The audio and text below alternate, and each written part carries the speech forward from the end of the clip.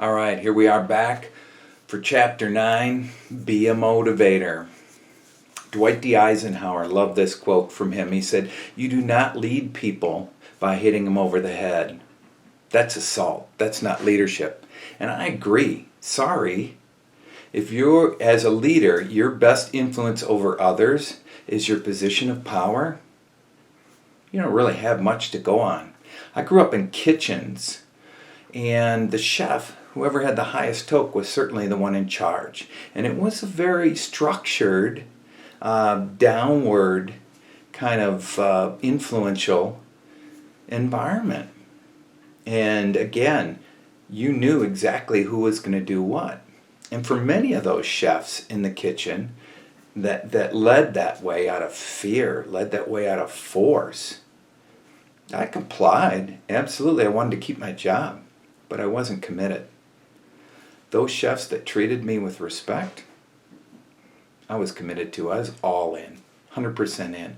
That's the difference. In today's world, we need that kind of commitment, not compliance. Simon Sinek has a great verbiage that he says. He talks about creating a safe place. I love that. If people feel safe in their place, they feel safe in the environment that you've created in, right? We give them that opportunity, that freedom to make changes, to find things that we can't see, that make decisions, to fail, to try things.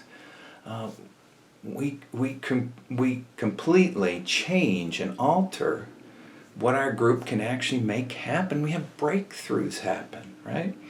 So it needs to be freedom of choice within a framework. And what I mean by that is we need to set the regulations and rules that we have to live by, right? There's certain compliances that have to happen for safety or ethics or those kind of things.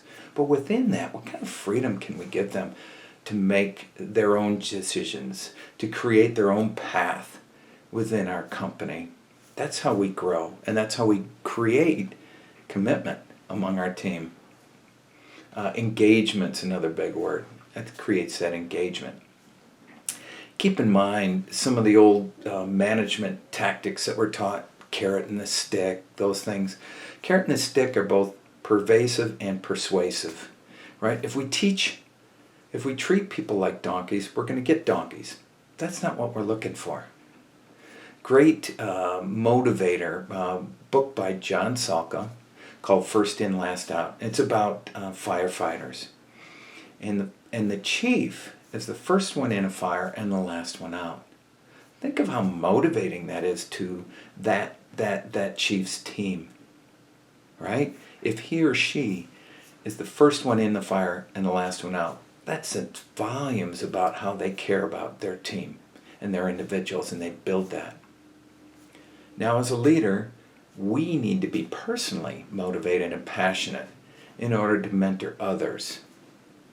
When people watch us, they get motivated if we're passionate about what we're doing. I attached the PASS assessment to this chapter in the book. Why don't you go ahead and fill that out and figure out where you're at on that scale. That'll help give you an idea of what you might need to do, what you might need to change. Because as goal-oriented people, many times we're focused on goals. And we're focused on those goals that we haven't achieved yet. And that can tend to get us down.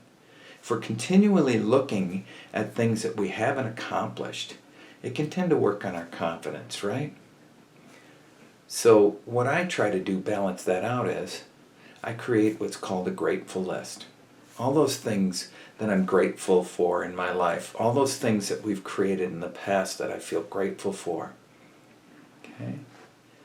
And if we carefully look at that, we continue to look at that, that'll help us balance it out. It's a great exercise around the holidays to do with the family. You'd be surprised what they might come up with. All right, with all this information I've just given you, once you do your PASS assessment and you start thinking about things, finish your game plan for being a motivator.